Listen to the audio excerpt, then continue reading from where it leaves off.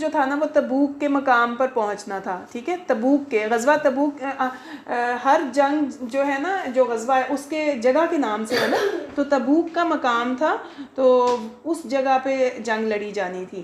اب رسول کریم صلی اللہ علیہ وسلم نے سارے قافلے سے کہہ دیا، لشکر سے کہہ دیا کہ جب آپ لوگ تبوک کے مقام پہ پہنچے نا تو وہاں کے چشمے سے آپ نے ابھی پانی نہیں پینا، ٹھیک ہے، تو وہاں سے آپ نے نا پانی کو ہاتھ نہیں لگانا جب تک میں نہ پہنچ جاؤں، یعنی میں جب تک وہاں پہ پہنچوں گا نا آپ نے اس وقت تک نہیں پانی۔ تو جب وہاں پہنچے تو چشمے سے بہت تھوڑا تھوڑا سا پانی آ رہا تھا، پانی نہیں تھا وہاں پہ، تو رسول اللہ صلی اللہ علیہ وسلم کو بتایا کہ پانی نہیں ہے یہاں پر، تو آپ صلی اللہ علیہ وسلم نے ان سے پوچھا کہ کیا آپ لوگوں نے ہاتھ تو نہیں لگایا پانی کو؟ انہوں نے کہا نہیں، تو آپ صلی اللہ علیہ وسلم نے اللہ تعالیٰ سے دعا کی، پھر آپ نے اس چشمے سے تھوڑا سا پانی لے کے اپنا فیس واش کیا، ہاتھوں کو دھویا اور کلی کی، تو یہاں تک کہ تھوڑا سا پانی جو تھا وہ جمع ہو گیا، یعنی وہ پانی تھوڑا سا لے لیا۔ اب وہ جب چہرہ دھویا، ہاتھ دھوئے، اور اسی پانی کو جمع کر کے نا اسی پانی کو گرنے نہیں دیا، اسی پانی کو لیا اور وہ چشمے میں ڈال دیا۔ وہ کہاں ڈال دیا؟ چشمے میں، جس میں پانی نہیں آ رہا تھا۔ اب اس چشمے میں اتنا پانی آیا کہ 30,000 کے لشکر نے پانی پیا بھی، اپنے جانوروں کو بھی پلایا اور اپنی بوٹلز میں بھی ڈالا۔ یہ اللہ تعالیٰ نے معجزہ دکھایا تھا رسول اللہ صلی اللہ علیہ وسلم کا۔ کہاں پہ؟ جو تبوک کا چشمہ تھا نا، وہاں پہ ایک چشمہ ہوگا تو اس میں پانی نہیں تھا، وہ ڈرائی تھا، تھوڑا سا جیسے بالکل ایک باریک سا ایک قطرہ سا آ رہا تھا کہیں پہ، تو وہ تھوڑا سا پانی لے کے رسول اللہ صلی اللہ علیہ وسلم نے اپنا چہرہ دھویا تھا، ہاتھ دھوئے تھے اور کلی کی تھی، تو یعنی وضو جیسے ہوتا ہے نا، تو وہ پھر وہ پانی آپ نے صحابہ سے کہا کہ یہ والا پانی نا چشمے میں ڈال دو۔ جب چشمے میں ڈالا تو اتنا پانی ہو گیا اور سب نے پیا، خوب پیٹ بھر کے پیا پانی۔ تو رسول اللہ صلی اللہ علیہ وسلم نے فرمایا تھا کہ اے معاذ، اگر تمہاری زندگی ہوئی نا، لمبی زندگی ہوئی، تو اس جگہ کو آپ ہرا بھرا باغات جیسا دیکھو گے، یعنی یہ مقام ایسا تھا جہاں پہ پانی نہیں تھا، تو ظاہر ہے وہ سرسبز بھی نہیں تھا، تو رسول اللہ صلی اللہ علیہ وسلم نے فرمایا تھا۔ اب اس میں جب تبوک کے مقام پر پہنچے نا، تو سفر کے دوران نا ایک اور بھی بات آپ کو بتا دوں، سفر کے دوران رسول کریم صلی اللہ علیہ وسلم نا اپنی نمازوں کو جمع کر لیتے تھے۔ کیسے؟ ظہر اور عصر اکٹھی پڑھتے تھے اور مغرب اور عشاء اکٹھی پڑھتے تھے، تاکہ سفر کے دوران وضو جب ہو تو وہ دونوں نمازیں اکٹھی ہو جائیں۔ اور آج کل تو ویسی ٹریولنگ نہیں ہے نا، جگہ جگہ پہ ٹرمینلز پہ مساجد بنی ہوئی ہوتی ہیں، ہم ہر نماز کے وقت رک سکتے ہیں، لیکن جب آپ کو ایک جگہ پہنچنا ہوتا ہے نا، تو آپ صلی اللہ علیہ وسلم کی سنت کے مطابق ہم عصر اور مغرب، ظہر اور عصر، مغرب اور عشاء یہ اکٹھی پڑھ سکتے ہیں۔ اکٹھی مینس کہ جہاں پر ہم رکے ظہر پڑھنے کے لیے وہاں پہ وضو کیا ہوا ہے تو ظہر بھی پڑھ لیں، عصر بھی پڑھ لیں، اور نماز کیا ہوگی؟ قصر ہوگی۔ قصر کیا مطلب؟ ہم نے پچھلے پاروں میں دیکھا تھا کہ جی چھوٹی نماز، صرف 2 رکعت پڑھنا، اگر اس کے 4 فرض ہیں تو آپ 2 فرض پڑھ سکتے ہیں، ایگزیکٹلی، اور جس کے 3 اور 2 فرض ہیں وہ پوری پڑھیں۔ بارک اللہ عبدالہادی، کہ 4 رکعتوں والی نماز کو ہم 2 رکعتیں پڑھتے ہیں، ٹھیک ہے، آدھی پڑھیں گے، تو جو 3 رکعت والی نماز ہے اس کو پورا ہی پڑھیں گے، جو مغرب کی نماز ہوتی ہے وہ پورا ہی پڑھیں گے، اور فجر کی نماز بھی پوری ہی پڑھیں گے۔ تو اس طرح سے رسول اللہ صلی اللہ علیہ وسلم کی روٹین تھی، یہ ہم نے آپ صلی اللہ علیہ وسلم کا معمول دیکھ لیا۔ اب ہم نے یہ دیکھنا ہے کہ اسلامی لشکر جب تبوک میں اترا، وہاں پہ پہنچا تو خیمے لگائے گئے، اب وہ رومیوں کے ساتھ نا لڑائی کرنے کے لیے، جنگ لڑنے کے لیے تیار تھے، تو آپ صلی اللہ علیہ وسلم نے اب خطبہ دیا وہاں پر۔ آپ صلی اللہ علیہ وسلم نے فرمایا کہ دنیا اور آخرت کی بھلائی کی طرف آپ صلی اللہ علیہ وسلم نے ان کو بتایا، اور ان کو جہاد لڑنے کے جو انعامات تھے نا اس کی خوشخبری دی، اور فوج کا حوصلہ بلند کیا، اور جو بھی اس میں سامان کی کمی تھی، ضروریات پوری نہیں ہو رہی تھی، کھانا کم تھا یا پانی کم تھا یا کچھ بھی تھا، اس کے لیے ان کو بتایا کہ اللہ تعالیٰ کی طرف سے آپ کو خوشخبری ملے گی اور اللہ تعالیٰ آپ سے خوش ہو جائیں گے۔ تو رسول اللہ صلی اللہ علیہ وسلم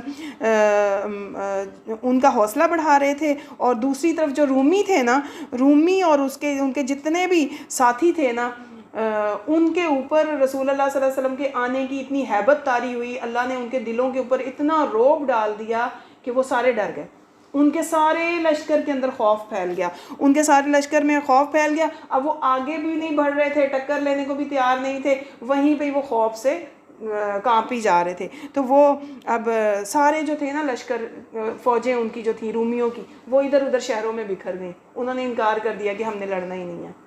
وہ سارے کے سارے ادھر ادھر ہو گئے. تو پھر اللہ سبحانہ و تعالیٰ نے رسول اللہ صلی اللہ علیہ وسلم کو یعنی جس طرح سے آپ صلی اللہ علیہ وسلم کی تعلیمات ہوئی تھی, اللہ کی طرف سے تربیت ہوئی تھی, انہوں نے اب ایک لیٹر لکھا ان کو. اب لیٹر لکھا تھا اور اس میں رسول اللہ صلی اللہ علیہ وسلم نے ان کو ان کے جو تھے نا بادشاہ تھے ان کو لکھا تھا کہ اللہ تعالیٰ کے اوپر ایمان وہ لوگ لے آئیں. تو آپ صلی اللہ علیہ وسلم لیٹر لکھا کرتے تھے جو بھی ہوتا تھا نا کوئی ان کا سردار کوئی بادشاہ, تاکہ اگر جو ایک اس طرح کا بڑا آدمی ہوتا ہے نا جو سربراہ ہوتا ہے جو سپہ سالار ہوتا ہے, اگر وہ ایمان لے آئے نا تو فوجیں بھی ایمان لے آتی ہیں. تو آپ صلی اللہ علیہ وسلم نے کچھ بھی نہیں وہاں پہ جنگ لڑی, کچھ بھی نہیں کیا. یہ اللہ ہی کی وجہ سے ہوا, مسلمانوں کی ثابت قدمی اور رسول اللہ صلی اللہ علیہ وسلم کی اطاعت اور ان کے ساتھ نکلنے کی وجہ سے کیا ہوا تھا کہ ایک تو منافقین کا پتہ چل گیا کہ جو پیچھے مدینہ میں ہی رہ گئے تھے, اور مسلمانوں کی ہمت حوصلہ جو لوگ بہادر تھے جو سچے مسلم تھے ان کا بھی پتہ چل گیا تھا. اور پھر اللہ تعالیٰ نے یہ دکھایا کہ مسلمان اگر جمع ہو جائیں, اکٹھے ہو جائیں, اتفاق سے کھڑے ہو جائیں تو دشمن کے اوپر خوف بیٹھ جاتا ہے, دشمن کے دل لرز جاتے ہیں. جب مسلمان متحد ہو جاتے ہیں تو دشمنوں کے دل لرز جاتے ہیں. اگر آج بھی تمام مسلمان اکٹھے ہو جائیں, اتفاق سے رہیں اور بھی لڑائیاں نہ کریں, آپس میں فرقے نہ بنائیں, تو کیا ہوگا, دشمن ڈر جائے گا اور دشمن کبھی بھی اسلام کے خلاف نہیں کچھ بھی کر سکے گا. تو اسلام کس طرح سے اسلام جو ہے وہ پھیلے گا, جب سب لوگ متحد ہو جائیں گے, جب سب لوگ متحد ہو جائیں گے اور پھر فرقے نہیں بنائیں گے, اختلافات نہیں کریں گے. ٹھیک ہے بچوں. تو اچھا اب ہم آتے ہیں اس پارے کی طرف. اس پارے میں نا جو پہلا ورڈ ہے وہ ہے یعتذرون. یعتذرون وہ عذر پیش کریں گے. جب واپسی لشکر آ رہا تھا نا, اب لڑائی تو نہیں ہوئی, جنگ تو نہیں ہوئی, بغیر جنگ کیے بغیر لڑائی کیے جنگ جیت گئے, بغیر لڑائی کیے جنگ جیت گئے. اب جب وہ لشکر فاتح ہو کر واپس آ رہا تھا نا, تو اللہ تعالیٰ نے وحی کر کے رسول کریم صلی اللہ علیہ وسلم کو بتا دیا کہ اب آپ جب پہنچو گے نا وہاں پر, تو یہ جتنے لوگ نہیں آئے تھے نا جو منافقین تھے, اب آپ جائیں گے تو یہ آپ کو عذر پیش کریں گے. یعتذرون وہ عذر پیش کریں گے, بہانہ بنائیں گے, اپنی وجہ بتائیں گے کہ ہم کیوں نہیں آ سکے تھے. اب دیکھیں نا, اگر ایک انسان نہیں آ سکتا پھر بعد میں, اب وہ جو وقت ہے نا کام کرنے کا, اگر اس وقت نہیں نا بندہ کرے تو وہ پھر بعد میں بہانے کرتا ہے کہ اصل میں وجہ یہ تھی, میں اس لیے نہیں آیا, اصل میں وجہ یہ تھی, یہ ریزن تھی, وہ ریزن تھی. تو ریزن کچھ نہیں ہوتی. جہاں پہ نکلنا ہے, اللہ کا حکم ہے تو اطاعت کرنی ہے. ہم نے کیا پڑھا تھا, اللہ کی اور رسول کی اطاعت کرنی ہے. جہاں اللہ کا حکم آ جائے تو بس نکلنا ہی نکلنا ہے. ٹھیک ہے. تو اللہ تعالیٰ کے حکم کے مطابق تو نکلنا تھا, لیکن وہ گھروں میں عورتوں کی طرح بیٹھے رہے. تو پھر کیا ہوا, اب جب رسول اللہ صلی اللہ علیہ وسلم آئے نا, انہوں نے کسی نے کوئی بات بتائی کہ یہ وجہ تھی, کسی نے کوئی, اب اللہ تعالیٰ نے تو رسول اللہ صلی اللہ علیہ وسلم کو وحی کر کے بتا دیا تھا آپ جب جائیں گے تو وہ عذر پیش کریں گے. تو آپ صلی اللہ علیہ وسلم نے کسی کو کچھ نہیں کہا, خاموشی اختیار کی. تو جو کچھ کہتا رہا نا بس ٹھیک ہے, جو کہتا, کسی کو گلا شکوہ نہیں کیا کہ ہاں جی کوئی ڈانٹا نہیں, کچھ نہیں کیا. اب اس میں نا جو آس پاس کے عربی تھے نا, عرب دیہات کے لوگ تھے, ان لوگوں میں سے نا زیادہ تر لوگ تھے جو منافقین تھے اور وہ دوسروں کو بھی اکساتے تھے. تو ان کا پتہ چل گیا تھا. اب اس میں نا کچھ ایسے لوگ تھے کہ جو دل سے سچے تھے اور وقتی طور پہ باتوں میں آ گئے تھے, اور پھر ان کو فیل ہوا کہ ایسا نہیں ہونا چاہیے تھا, ہمیں ایسا نہیں کرنا چاہیے تھا. تو پھر اللہ کے نبی رسول اللہ صلی اللہ علیہ وسلم سے آ کے انہوں نے معافی بھی مانگ لی تھی, اور اللہ نے ان کی توبہ بھی قبول کر لی تھی. پہلے ان کا سوشل بائیکاٹ ہوا تھا, یعنی لوگ ان سے بات نہیں کر رہے تھے کہ مسلمان ہوتے ہوئے تم لوگ نہیں جہاد کے لیے گئے. تو ان کی پھر توبہ قبول ہو گئی تھی, ان کو پھر معاف کر دیا گیا تھا. پھر اس کے بعد نا ایک مسجد کا بھی ذکر ہے کہ ایک مسجد قباء تھی جو اسلام کی پہلی مسجد بنائی گئی تھی, اور وہ کس لیے بنائی تھی, پورے خلوص کے ساتھ کہ دین کے معاملات حل ہوں اور یہاں سے دین پھیلے, اللہ کے نام کی بلندی کے لیے بنائی کی تھی. اور ایک مسجد زرار تھی, ایک مسجد مسجد زرار جو تھی وہ منافقین نے بنائی تھی تاکہ وہاں پہ ان کی میٹنگز ہو سکیں اور یہاں پر بیٹھ کے جو بھی پلاننگ ہو سکے مسلمانوں کے اگینسٹ، تو اس کا جو اس کو تعمیر کرنے کا مقصد ہی غلط تھا، اس لیے اس مسجد کو ڈیمالش کر دیا گیا تھا، گرا دیا گیا تھا۔ پھر اللہ سبحانہ و تعالیٰ نے مومنین کی جو ہے نا کوالٹیز، جو سچے مومن ہوتے ہیں ان کی کوالٹیز بتائی ہیں۔ آپ نے سچا مومن لکھنا ہے اور لکھنا ہے کہ اس کی کیا کوالٹیز ہوتی ہیں۔ اللہ تعالیٰ فرماتے ہیں ورس نمبر 112 میں، اللہ تعالیٰ فرماتے ہیں التائبون العابدون الحامدون السائحون الراکعون الساجدون الآمرون بالمعروف والناہون عن المنکر والحافظون لحدود اللہ وبشر المؤمنین۔ اللہ تعالیٰ فرماتے ہیں وہ توبہ کرنے والے ہوتے ہیں، عبادت کرنے والے، اللہ تعالیٰ کی حمد کرنے والے، روزہ رکھنے والے، رکوع کرنے والے، سجدہ کرنے والے، بھلائی کا حکم دینے والے، برائی سے روکنے والے، اور اللہ تعالیٰ کی حدود کی حفاظت کرنے والے، یعنی جو اللہ نے باؤنڈری وال بنائی ہے نا اسلام کی، اس کے اندر رہتے ہیں، باہر نہیں نکلتے، حدود لمٹ کراس نہیں کرتے۔ تو اللہ تعالیٰ فرماتے ہیں مومنوں کو خوشخبری دے دیں، کیونکہ وہ کیا کرتے ہیں؟ وہ توبہ کرتے ہیں، اللہ کی عبادت کرتے ہیں، اللہ تعالیٰ کی حمد کرتے ہیں اور روزہ رکھنے والے ہیں۔ آپ لوگ روزہ رکھتے ہیں نا؟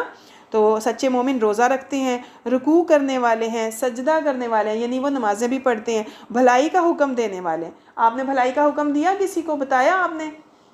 بھلائی کا حکم سب کو بتانا ہے کہ دیکھیں خیر کو پھیلانا بھی صدقہ جاریہ ہوتا ہے، اور پھر برائی سے روکنے والے ہیں، کہیں پہ آپ برائی دیکھیں تو اس کو منع کریں کہ یہ نہیں کرنا اس طرح، اور اللہ تعالیٰ کی حدود کی حفاظت کرنے والے ہیں۔ تو اللہ سبحانہ و تعالیٰ نے اس کے بعد فرمایا کہ جو لوگ مشرکین ہیں نا ان کو وہ جیسے منافقین، مشرکین، یہ سارے کے سارے لوگ جو ہیں نا اللہ سبحانہ و تعالیٰ کے عذاب کے مستحق ہو جائیں گے اپنے حرکتوں کی وجہ سے جو وہ کرتے ہیں۔ تو اللہ سبحانہ و تعالیٰ نے فرمایا کہ یہ چاہے آپ کے رشتہ دار ہوں، چاہے آپ کے کوئی دوست ہوں، آپ نے ان کے ساتھ ایک تو دوستی نہیں رکھنی اور ان کے لیے مغفرت کی دعا بھی نہیں آپ نے کرنی، کیونکہ اگر آپ ان کے لیے مغفرت کی دعا کریں گے نا تو اللہ نے منع کر دیا ہے نا، اللہ تعالیٰ نے ان کو اپنی رحمت سے خود ہی دور کر دیا ہے۔ یہ ایسے لوگ ہیں جو اللہ پر ایمان نہیں لاتے، اللہ کی اطاعت نہیں کرتے، رسول اللہ صلی اللہ علیہ وسلم کی رسالت کو مانتے نہیں ہیں، اور رسول اللہ صلی اللہ علیہ وسلم کے رسول ہونے کو نہیں مانتے تو ظاہر ہے قرآن کو بھی نہیں مانتے، اور پھر انکار کرتے ہیں۔ تو اس لیے ان لوگوں کے لیے آپ نے کوئی دعائیں نہیں کرنی۔ تو پھر اللہ سبحانہ وتعالیٰ نے اپنی وحدانیت کا بتایا کہ اللہ تعالیٰ نے ہی آسمان اور زمین کو پیدا کیا ہے، اللہ ہر چیز کو جاننے والا ہے، اور زمین اور آسمان کی بادشاہت اسی کی ہے، وہ زندگی بھی دیتا ہے، موت بھی دیتا ہے، اور اللہ کے سوا تمہارا کوئی دوست نہیں ہے، اللہ کے سوا تمہارا کوئی ولی نہیں ہے، اور اللہ کے سوا تمہارا کوئی مددگار نہیں ہے، صرف اللہ ہی ہے جو آپ کی مدد کر سکتا ہے۔ آپ دیکھیں جو بچے ہوتے ہیں وہ اگر اپنے پیرنٹس کے ساتھ بھی ہوں تو نقصان ہو جاتا ہے نا، بیماری بھی آتی ہے، سب کچھ ہوتا ہے، ٹھیک ہے، تو کیا پیرنٹس کچھ کر سکتے ہیں؟ نہیں۔ پروٹیکشن کون کرتا ہے؟ اللہ تعالیٰ بس صرف سیو کر سکتے ہیں، انسان کو پروٹیکٹ کرتے ہیں، اور کوئی نہیں کر سکتا۔ اللہ ہی ولی ہیں، اللہ ہی نصیر ہیں۔ اللہ سبحانہ و تعالیٰ نے جو مہربانی کی تھی نا، مسلمانوں کو ہدایت دی، اور ان میں سے کئی مہاجرین ہوئے اور کئی انصاری۔ تو جو انصار تھے وہ رسول اللہ صلی اللہ علیہ وسلم کا ساتھ دیتے تھے۔ انصار نے اور مہاجرین نے ہر حال میں، تنگی میں، غزوات میں، ہر حالات میں رسول کریم صلی اللہ علیہ وسلم کا ساتھ دیا۔ یہی اللہ کی ان کے اوپر رحمت تھی کہ وہ نبی کے صلی اللہ علیہ وسلم کے ساتھ رہتے تھے اور رسول اللہ صلی اللہ علیہ وسلم کے بیسٹ فرینڈ بن گئے تھے۔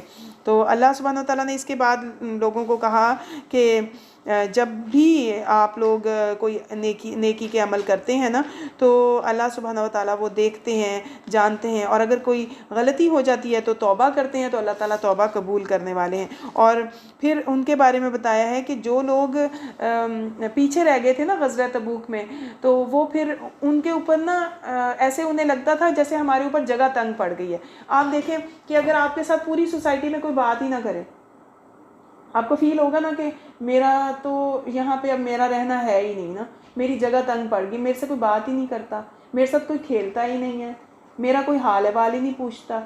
تو وہ انسان ڈپریشن میں چلا جاتا ہے نا.